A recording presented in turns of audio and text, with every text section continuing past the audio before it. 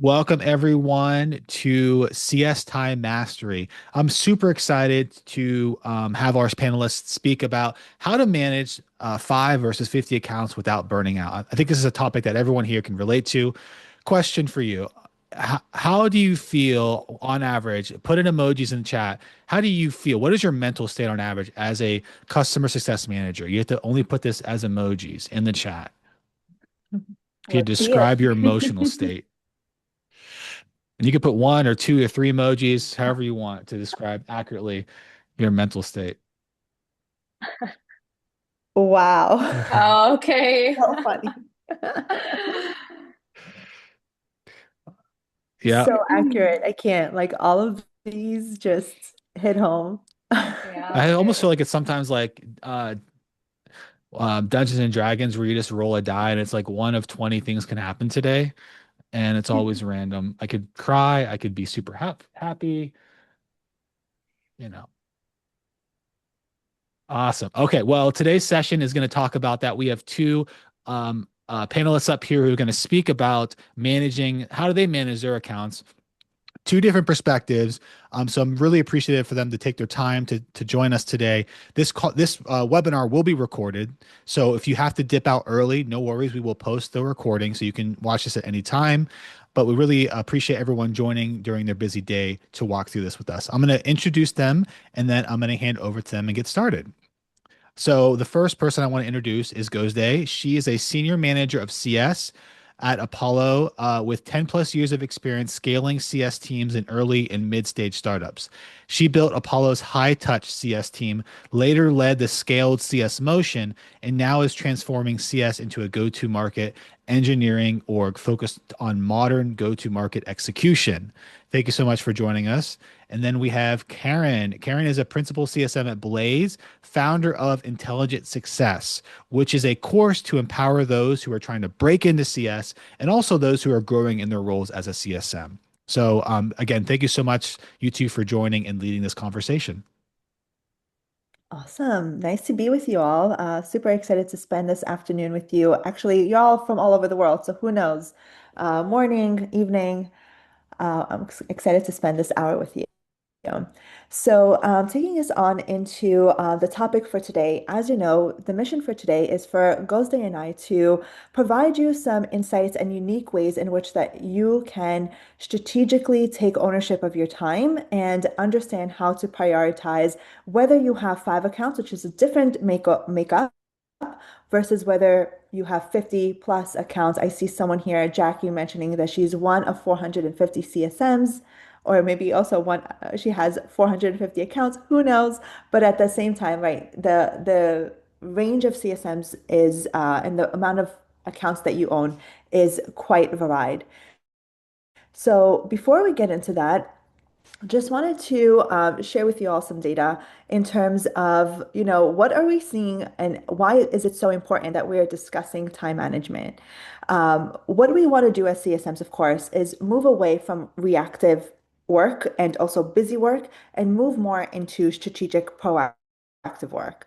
But what we're actually seeing is happening is that 66% of CSMs report spending a significant amount on admin tasks. And then when we take a look, that is, of course, all the like epitome definition of what reactive work is, or essentially work that doesn't necessarily serve your client. It's important. We need to do it. It's how our business is going to move forward. But at the same time, if we're spending so much time on it, then it is not something that's going to, at the end of the day, serve our ultimate business outcomes. So the other things that we have here is, okay, 72% of CSMs report that number one of their time is spent on admin tasks, two is on organization and prioritization, the third is client communication, which is finally something that we're supposed to be doing, and then fourth, internal communication, which is anything that we're doing behind the scenes in order to support our customers. What we want to do is move at least number three to higher up in how we spend our time. So that's going to also be our discussion today. And actually, we do have a quick poll for you.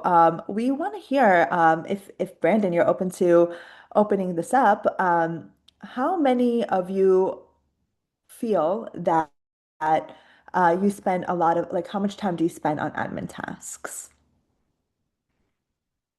All right, everyone should see And the this is a poll. week. Go ahead and answer.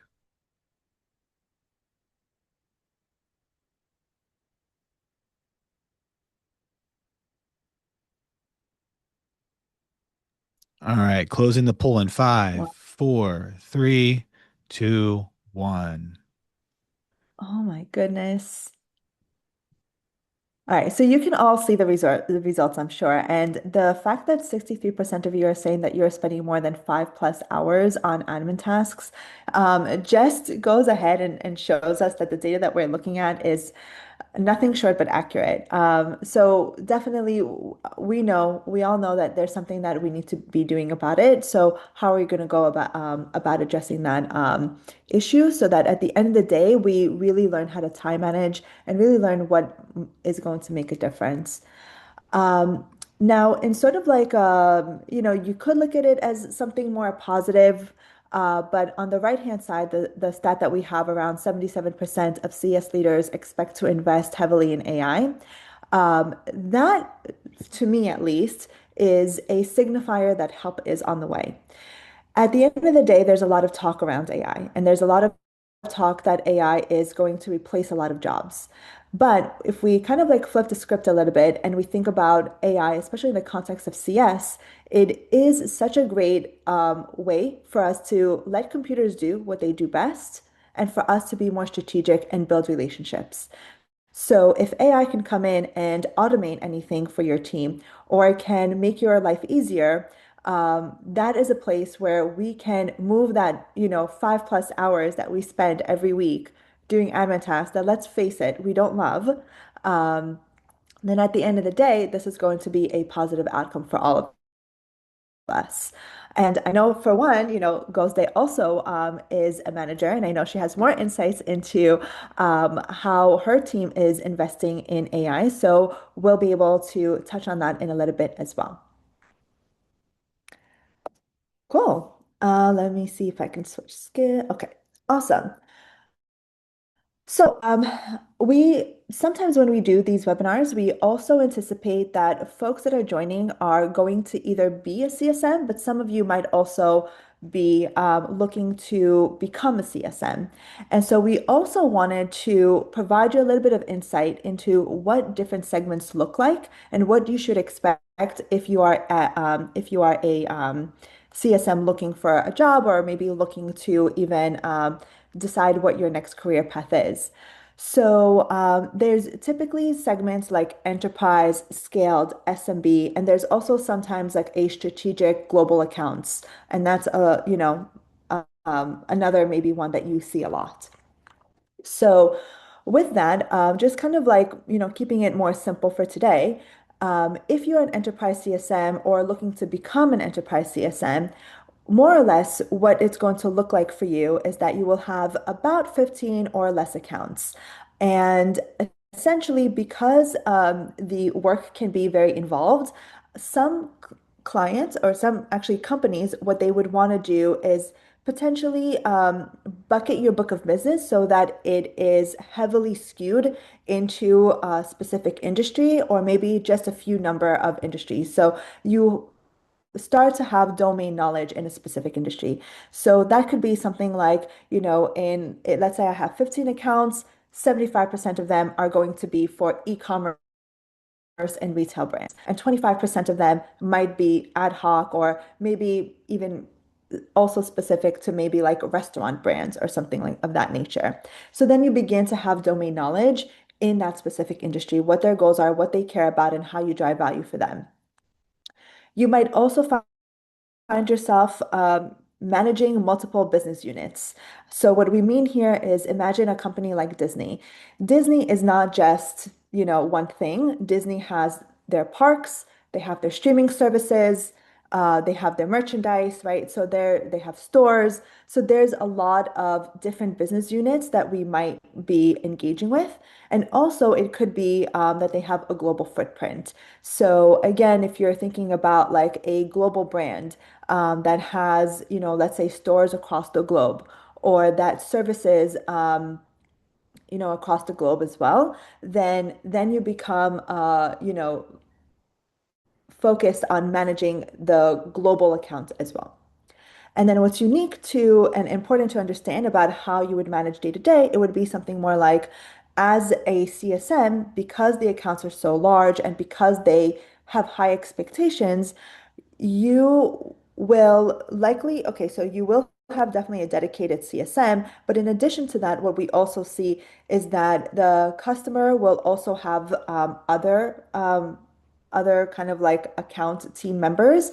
For example, like a technical success manager, which is also client facing, but maybe works more on technical discovery or technical solutions.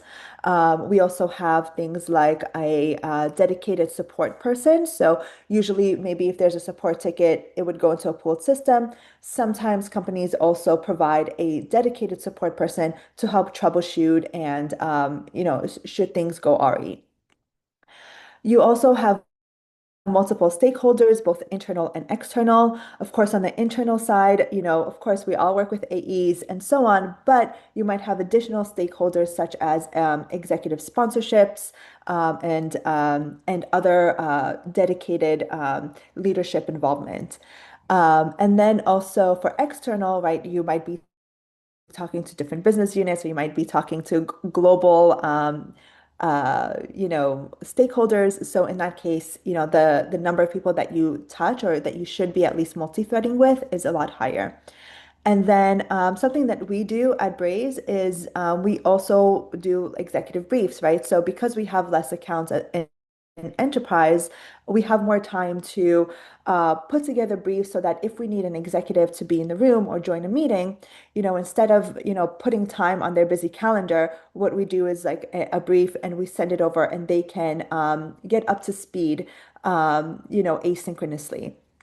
And then obviously more calls and bespoke work. So more calls, right? You might be meeting with them on a weekly or bi-weekly basis. You might also offer more bespoke workshops or EBRs so that are more specific to their needs. So that's what sort of like, on a high level, of course, like it might look more or less different, for the company that you work for, but more or less, this is what we would imagine a CSM's day to day or you know differentiation would be if they're an enterprise.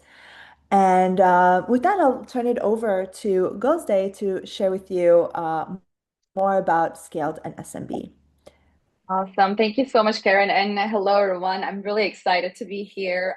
And so great to see really great variety of, locations joining in here. So thank you so much again for spending the time with us. So in terms of like the differentiation between the enterprise and scale, so what we're looking at here, and again, I would like to get a pulse check as well while we're going over this. Maybe we can also launch our poll as we're going over that. So what we're looking at in terms of scaled and SMB motion here is looking at a range of like 25 to 300 plus accounts. I think I saw someone shared 1 to 450 touch points. So that's totally around that range that we're looking at. And we also are seeing like working with SMB companies, smaller tier accounts, right? And also with that comes with limited platform editions. So enterprise customers tend to have kind of that like access to the tiers and features that SMB customers sometimes don't get to have, right? Access to. And the ARR kind of varies between these customer bases because you're looking at customers who have a spend of maybe, let's say it could be 10K to, it could range to like 100K, right? It depends on the product as well, right? So there's a ton of varieties here. And in addition to that, you might be serving to wider variety of industries. Whereas in enterprise, you might have a niche that you're focusing on. For example, on the enterprise side, maybe your book of business is only focusing on e-commerce, right? Or like focusing on insurance versus when you're on the scale SMB side, you might have a variety of industries that you're working with. And what's really unique about this approach is that you actually are kind of expert in one-to-many orchestration. So you get to actually do a ton of like email campaigns, a ton of like kind of omni-channel approach. It's almost like you get experience with marketing campaigns as well. So, and there is a second component is that because you work with a lot of data, you get to see a ton of different patterns, and that gives you the pattern recognition, which is amazing. Overall, outside of CS work as well, in corporate world, like this gives you kind of the skill set that you need outside of CS function as well. And number three is um, considering the number of customers that you work with, you might actually have less calls and you might actually use more written channels like email or other tools like Front as well. So just wanted to kind of quickly ground ourselves on how we define these terms as we talk about enterprise versus scaled during this webinar. Quickly, let's take a look at the poll results. I don't know if you have launched it yet. Let me see. No, I'm on If launch it right I now. can. Sorry, I didn't mean to. No worries. There you go. No worries. Yeah. Let's take a look at and see what's the distribution like in our audience. Yeah. Mhm. Yeah, it's kind of leaning towards more on the SMB and scale side. All right, closing the Wow. poll in 5, 4, 3, 2, 1. Wow. This is incredible. So let's say we have 15-ish% that are more like traditional enterprise as we have defined here, and then the rest is like in scaled and like way one too many. So this is very interesting. And this is also helpful for us to know because as we go through these slides, we'll make sure to touch on different aspects as they relate more to the audience that we're talking to today. Cool. With that, let me switch the screen here. So I will take you through time mastery from an enterprise lens. And the way that I like to think of this is really when we're going into time management, this is like, let's call it the 3D model. In this case, what we want to do is, and the 3D model comprises of three pillars: drive, direct, and develop. In the drive phase, what we're focusing on is how are we driving customer business outcomes and how are we meeting renewal goals? So this is everything that has to do with client facing and client motion. When it comes to the second pillar, direct, this is more about, when you're an enterprise CSM, a lot of your job and a lot of the time that you spend is actually directing internal stakeholders in order to rally behind customer needs.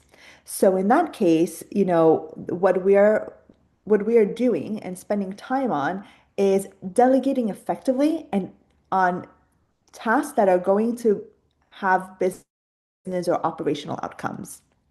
And then finally, in develop, this is the kind of like the personal work or the work that you do that has, a meaningful impact, maybe for your teammates or for your department or for your company. So this could look like, working with another CSM to grow their skills. This could look like working on a project to automate a specific task, implementing AI, QAing, UAT testing, something new, right? So this is all about developing yourself, your team, and all of that takes a lot of time as well.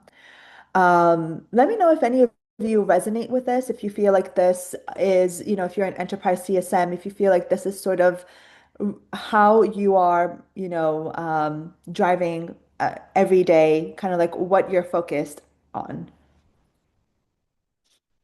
And you can put that in the chat, like if more or less you feel like this is resonating. Cool. I'll let people jump in and, kind of like give their take. But in the meantime, I'll keep going.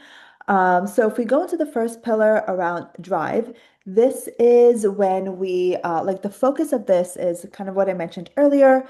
It's around, the focus is having measurable outcomes for retention as it relates to customer facing strategy. So this could look something like, and when it comes to priority, so let me start there. when it comes to priority, whether you have, 50 accounts or whether you have 15 accounts, no matter what, your time is very precious. And in this case, what does kind of like resonate with both is prioritizing based on things like renewal date, risk level, and ARR. And these are going to shift as the seasons change as well. So of course, like if the renewal date is coming up, or even if it's like a year in advance or even 1.5 years in advance, when it comes to enterprise, this is the purview that we need to be looking at, right? We can't be looking at things, let's say 6 months in advance or 3 months, because at an enterprise level, at that point, decision makers are already making that choice. And so we're taking a look farther in advance, but we're also factoring in like risk level and ARR. For me personally, I also, look at things like upsell potential or growth potential. And I know that this is like an account that I should put more effort into because this is going to have a meaningful impact for our business. Of course, when it also comes to clients that may be on a smaller AR but need additional assistance, this is when I also try to delegate and understand what resources do I have in order to ensure that, I can give them a high level of service without burning out. Because I will still need to prioritize my time and understand which clients need me now, need me tomorrow, or need me later, right? So how would you go about it? These are some ideas, right? So we drive, initiatives that are going to results in retention and business outcomes via things like executive business reviews. This is something that you can automate also with AI. We have, if you're using anything like Copilot or Gemini or anything like that, you can actually generate slides with some inputs. Um, and and even if like, this it still takes time because maybe you want to go in and you want to edit or you want to customize it. So that's where a lot of time goes into as well. We also have the weekly client calls. This is where we want to drive value with every interaction. So even if you're meeting with them on a weekly basis, it's not that, you always have to come with like 30 minutes worth of content or 30 minutes worth of agenda items. But even if you come in with like one nugget of value is already driving that interaction. So it's important to know like what is like the one thing I can bring to this meeting that's going to be helpful and you're gold. The rest is a conversation, you're bonding, you're learning, you're discovering. So at the very minimum, something to come away with. Success plans as well with your account managers or with your even on your own, and then also escalations in order to drive better customer optics. And this is important because escalations are also a moment in which like they take up a lot of our time. And I love that I did not see that that was one of the four things that was taking up CSM's times because that would have been horrible. But in the moment when they do happen, you know that sometimes it can take your whole day. It can take sometimes a whole week. So with that said, this is a moment for us to also show up for our customer and make sure that we are managing that situation in a way that improves, while it might not be immediate, it ends up improving the customer relationship. So these are all things that you're doing behind, like that are client facing. So one framework, and I will say that I have read a lot of different frameworks, and I've chosen a few here that I've implemented on my own. So definitely, there's plenty of great resources out there that you can sign up, or newsletters that you can sign up for, where you can get these nuggets of information. But one of these frameworks to help me with, with that objective and that focus area of driving, customer outcomes is the 1-3-5 rule. And very basic, which is what I love. I like things that are simple. All right. Essentially, you set up your calendar, and you can do this if you want by day, but sometimes it might make sense to do it by week as well. Where you complete one big task, or you have a focus area for one big task, three medium tasks, and five small tasks. So an example, here's what an example could look like. For example, I have an EBR coming up. I'm going to dedicate my big task is going to be building that deck and making sure that I have the talk track down. So that would be the big task, the focus area. Three medium tasks would be creating an executive brief, building agenda, sending follow-ups. They are important. They're things that I need to do and bring to my customers all the time. So these are tasks that kind of like are also a little bit like non-negotiables. And then five small tasks would be, things like, sending release notes to clients, maybe how like sending feedback on our product board, creating a ticket for something that I need, right? So these are small tasks that you can usually get out pretty quickly. Cool. And the next part here that we're going to focus on, the next pillar is direct. Here, kind of as I mentioned at the top, this is driving cross-functional execution by aligning our internal teams behind customer goals. So here, what we're really focusing on as a skill is delegating effectively, right? So this is you working behind the scenes with product, with support, with marketing, with whoever else on your customer experience team that you need to loop in order to address a concern, provide value, provide opportunities. So you are really coordinating all of that. And the reason why this is such a big task is because many times we're going to another team and asking for their assistance on something, right? And it's not directly their goal. It's not directly relating maybe to their business, KPIs or anything like that. So it's very important that we align as to why we need to work on this together, why this is mutually beneficial, what is the bigger picture. And that's how we go ahead and we rally our team, cross-functional teams behind a common goal. And from there, also, of course, working with your AE or sales partner, account planning, churn mitigation, expansion opportunities, renewals. These are all things that we're doing behind the scenes to make sure that our conversations at every touch point, we're all showing up as a united front for our customer. And then also things like when it comes to, account mitigation and so on, what we like to do at Braze as well is take a look at, the renewal date. And then let's say, at the very minimum, 6 months, but sometimes even up to 1 year, depending on the size and um, the like the size of the customer, not just an AR, but just also as like a logo if it's like 1 year in advance. The anchor events are essentially what are the specific events that we're going to schedule or do in order to make sure that we are meeting, we are walking to a good and positive renewal. So this could look like obviously setting up an EBR, that's an anchor event. This is a moment, a strategic session that you're using in order to anchor and execute and realize value or share value and ROI. Another thing could be like, hey, another anchor event could be, I want XYZ person at Braze to talk to XYZ person at a client company. And forging that connection, forging that conversation can also be an anchor event. So it is whatever is necessary in order to help you get to that next step in the customer life cycle. Awesome. And so let's put that into a framework, right? Because we want to make sure that we come out of this meeting, we want to make sure that we have what we need in order to implement it. So, one of the other frameworks that I've read about and also implemented is the Eisenhower matrix. And I love this one because you know, I like to know what is noisy, right? What can I delete? What can I schedule? And how can I actually control the outcomes of my day?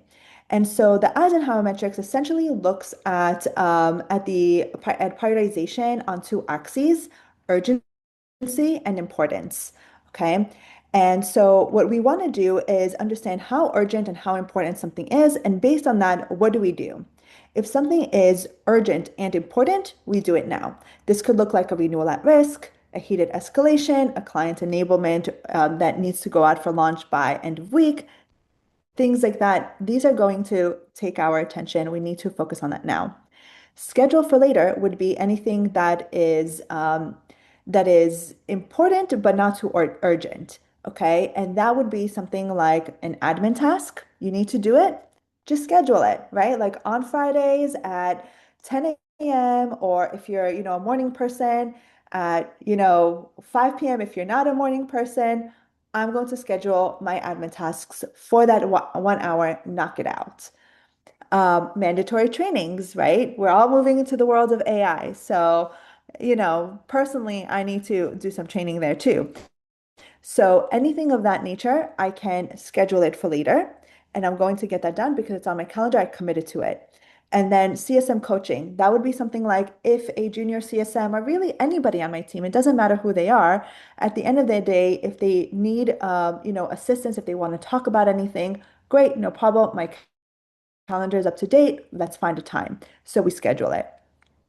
On the bottom, it is going to be urgency. It's going to be low urgency and low importance. And in that, sorry, urgent, hold on, important but not too urgent, that you can delegate.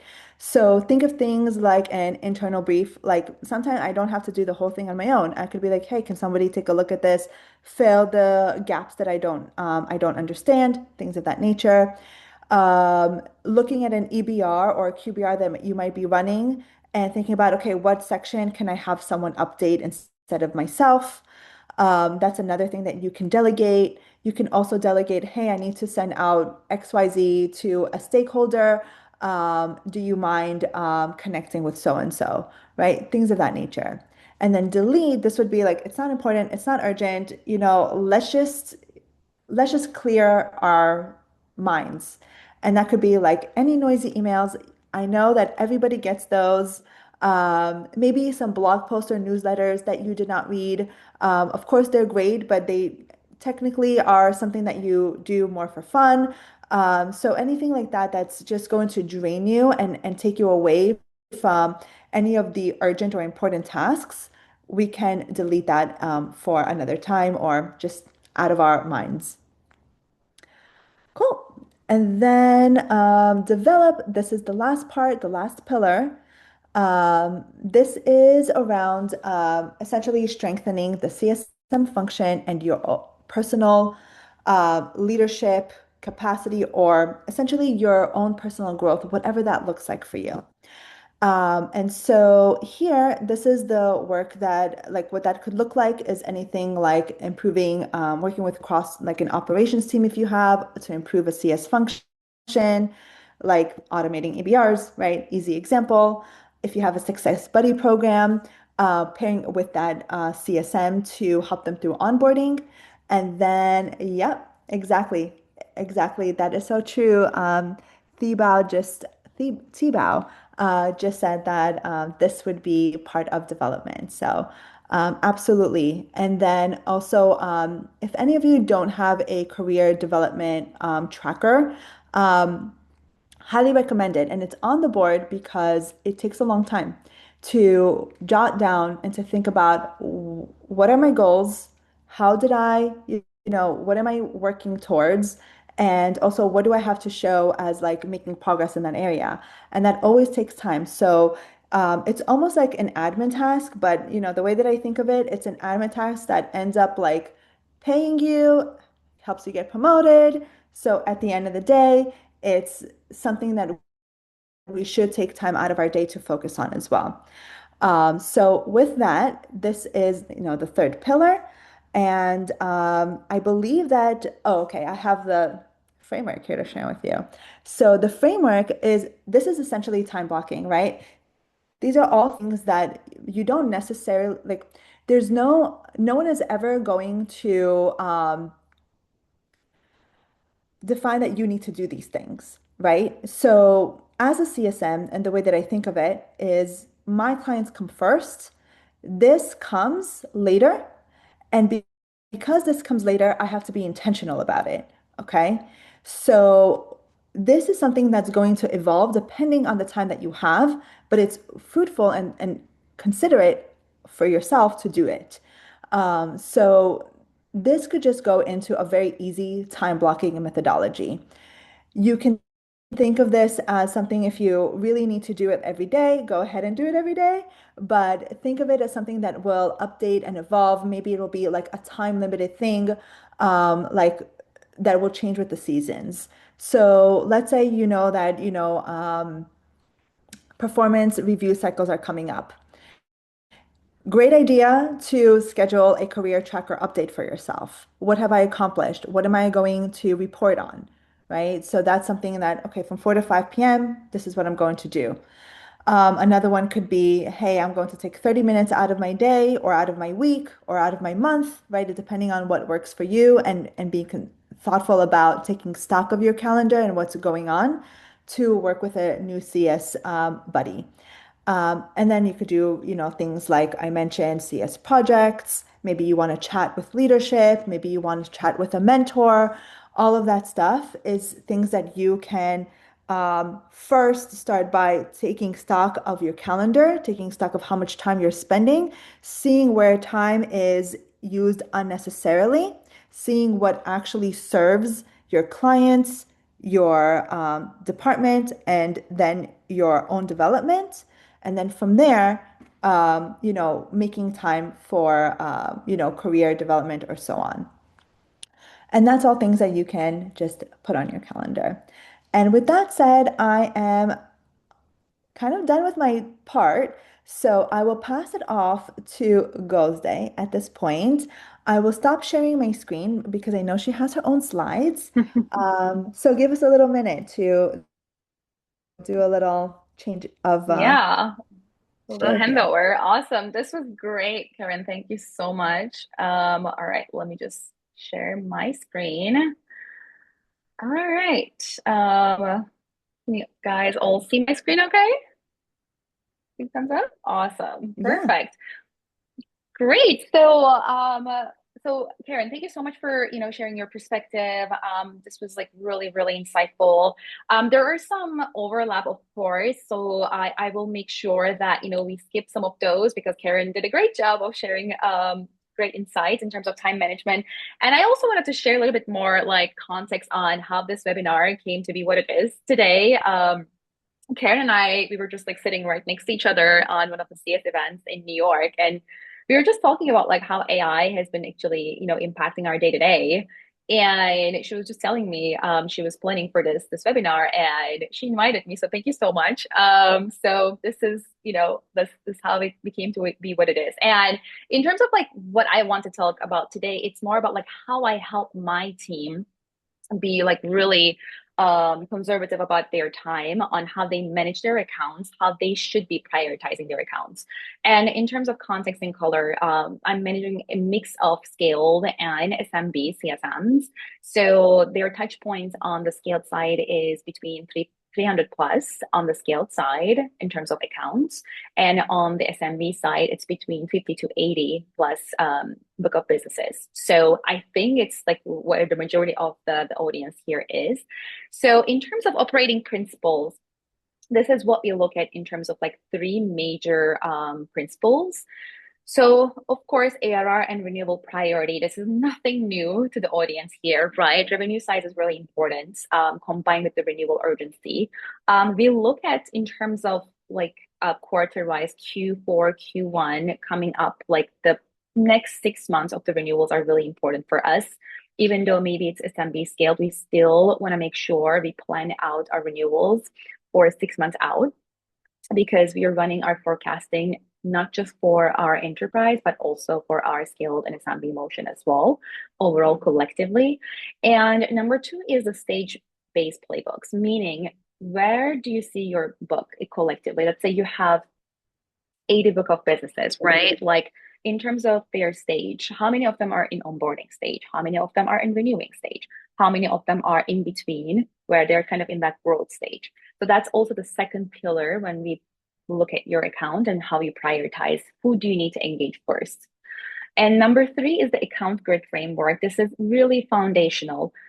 doesn't matter in which type of company you are. Maybe you're the founding CSM, there is nobody else, it's just you, jack of all trades. Or maybe you are in a post-IPO company, you are mainly focusing on actually enabling your customers, onboarding them.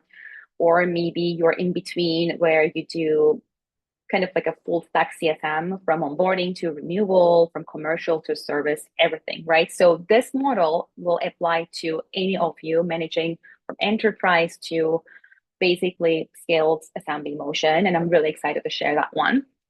And the last two pillars basically are a little bit more of a general principles on how I actually encourage my team to think about their times, right? And there's the AI component too that we will get to it. All right, so let's dig into it. So the first lens is, of course, right, like ARR renewal date. When you have that, like, let's say, sheet of your customers, right? Like the easiest way to slice and dice is basically looking at like, okay, the highest ARR and then the closest renewal date, right? That's like really easy and simple way, an elegant way to look at your accounts and start thinking about like, okay, so without even having any context, let's say you inherit an account and this is like the initial kind of filtering that you can start with. And from there on, we're kind of like building these pillars and stacking them over each other, right? So they are not kind of like siloed individually. We are kind of building these filtering on top of each other. And then we're looking at, okay, so among these like filters, let's take a look at the stages, right? So in terms of like the priority, maybe you don't do onboarding on your CS job, maybe you do. So depending on that, these can also change, right? So take it with a grain of salt. If in your company you're taking care of onboarding, then of course onboarding customers along with the renewals will take the priority. And then after customers are onboarded and they pass their renewal phase, then the growth stage comes in. So depending on like your actually like what your CSM role covers, these can change. But overall, if you have, let's say, among your 80 plus accounts, 30 of them are on onboarding phase, of course, they will definitely take up more of your space, right? Because you're trying to make the first impression if you're managing the onboarding. If you have an onboarding team, of course, like as Karin said beautifully, you are more than welcome to delegate that work to your onboarding team and focus on your customers who are in renewal stage, right? Totally fair. So I want to kind of quickly skip that one and kind of come to the grid, which is really important. The reason why I call this really foundational, because this could work in any company, in any CSM maturity level that you're working at. The reason why here is that you might have a really complicated CSP that you're using, or maybe you're just using Google Sheets, Excel, whatever you name it, right? This model is really important because this is kind of like a third layer that you're adding into your kind of prioritization in your accounts. So basically, it's really simple. One angle is looking in the engagement of your customers along with your engagements. So it's basically like, do your customers, are they reaching out to you? Are they engaged?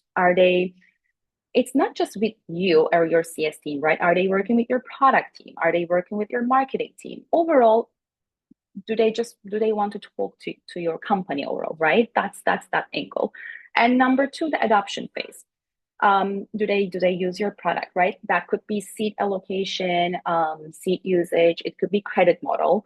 As we are seeing like more of that like post SaaS era to kind of AI adoption, you're seeing more credit type of a model, right? So this can change depending on the company you're working. But overall, when we look at this grid, if you look at this top chart, these are the customers that you can ultimately prime for upsell and expansion opportunities. These are the customers that definitely can help you with your CSQL opportunities.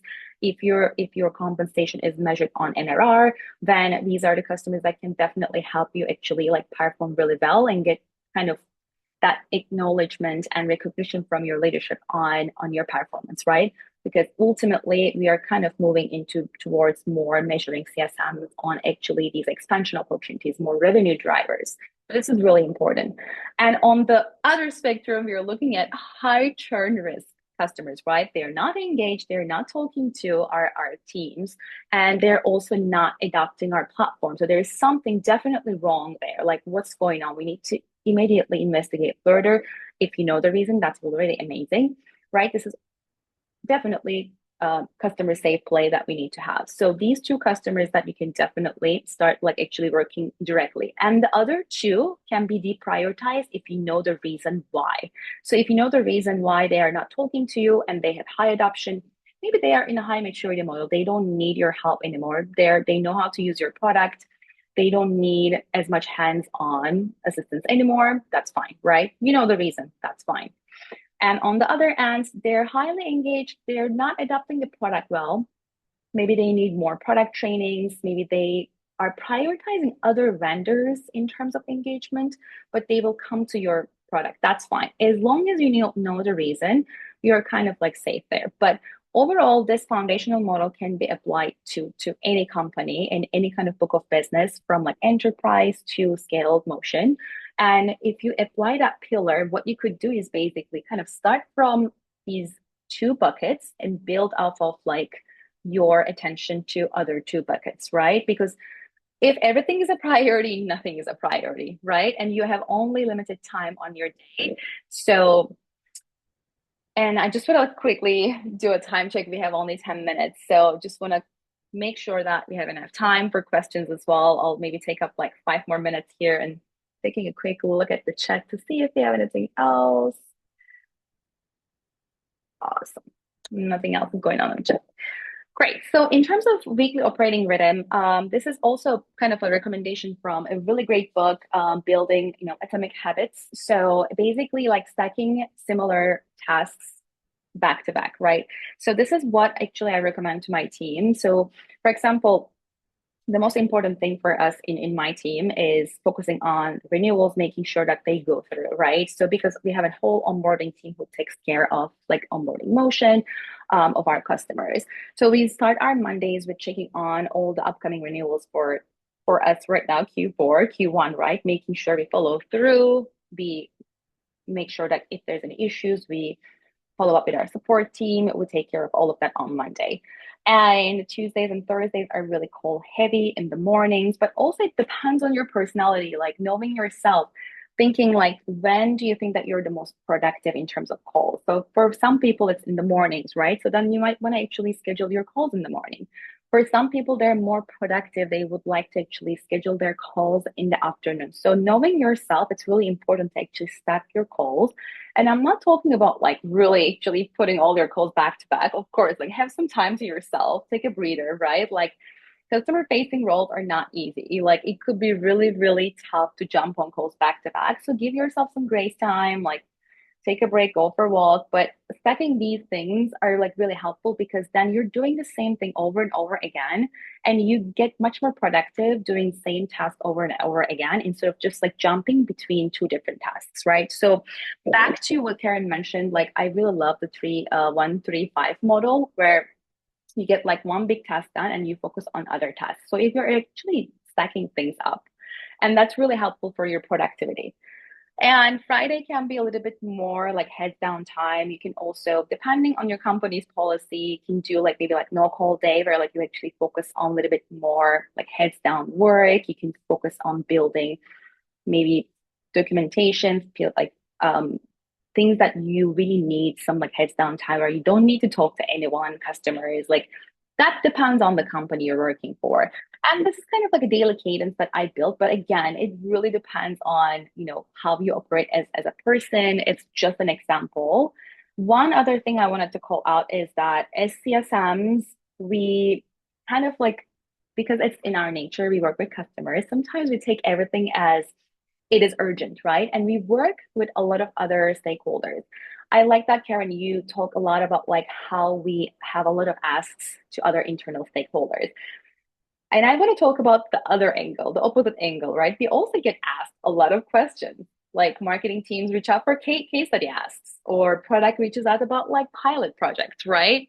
Or betas. So not all pings are fires, right? Sometimes I see that like in my team where they show the same urgency that they show to their customers, the internal teams. So if it's a critical and customer impacting ask today, yes, like you can address that immediately, drop what you're doing, that's fine. But again, going back to the same grid that you shared, which was really, really, really insightful. If it's important but not urgent, okay, so you can maybe ask for like, when do I need to get this done? What's the deadline? ask these questions and be direct with your stakeholders, because not everything is urgent, right? And again, like you're being really intentional about these asks and not like approaching everything in a way that like it's urgent will save you a ton of time on focusing on things that will drive value for your customers and for your organization. Um, all right. And last but not least, in terms of like the immediate quick actions that you can take like this week, I know it's just Wednesday, but maybe next week, mapping up your portfolio according to what we discussed today, specifically for folks who are managing more than like 50 plus accounts. Can you maybe take the grid that we just discussed and then execute that in terms of the adoption and engagement model?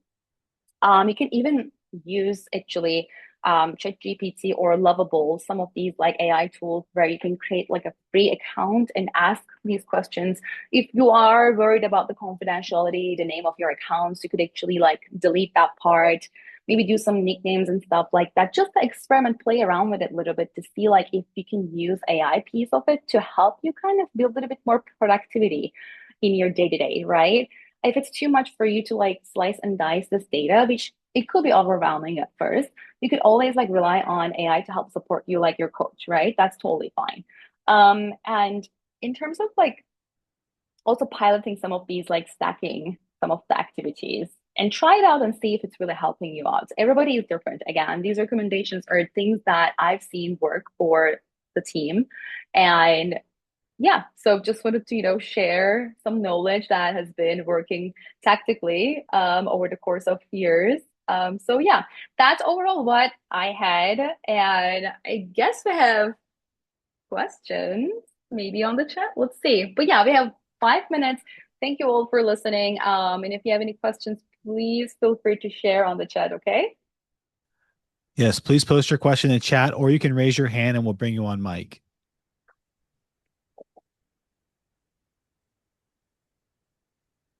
So there's a question from Mason. Any thoughts on managing priority on a monthly renewal cycle instead of annual?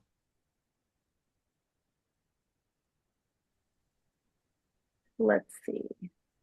Yeah, I mean, I have my thoughts. I think Gozde, your section was really helpful. Mhm. If with like time with the stacking. So if you only have a month, then I don't know exactly how it works for you, Mason. But what would work here is, you know what you need to complete at the end of the month. So stacking your calls or those renewals that are coming up is going to be that much more important in your case. So maybe something that you might want to try. Get into the habit. I know it can be hard to be disciplined, like do the same thing sometimes over and over. But it sounds like that's kind of maybe a framework that might work for you. And then there was another question up a little bit from Corey. Do you have a recommended format to follow for a professional or for a personal career development tracker? So how would you structure that? Yeah. Sure. So, if you all are open to it, I can kind of like as Brandon mentioned at the top of the call, I have Intelligent Success. I can post the link to it, and you can download the framework. But essentially, what I do is wins like ARR, like renewals. If there's been any upsells or uplifts, right? Those are the things that managers at the top are going to care about. Then it's things like, okay, what accomplishments did I have for the team, and what accomplishments did I have as my personal growth? You want to show progress towards things that you have already aligned with your manager in the past, and that tracker is proof of your contribution and your outcomes. Very high level, that's what I'd recommend. And then Benjamin asked, how do you deal with ghosting SMB clients? I'll take that one. So we do have a few things that we do, Benjamin. So one recommendation is that you could do on your own is like kind of multi-channel approach. Um, what I recommend my team is like you could try multiple things. If you email and the customer is not responding, you could try like LinkedIn. You could do cold calling. Apollo is like outbound tool, so we drink our own champagne for that. And I tell my team the worst thing that you could get is like from the customers that like don't call me, right? That's the worst thing that could happen. It's a little aggressive, but that's like the last resort. The second thing is you could also get your management involved, multi-threading. It never hurts. Those are the two things that I would recommend.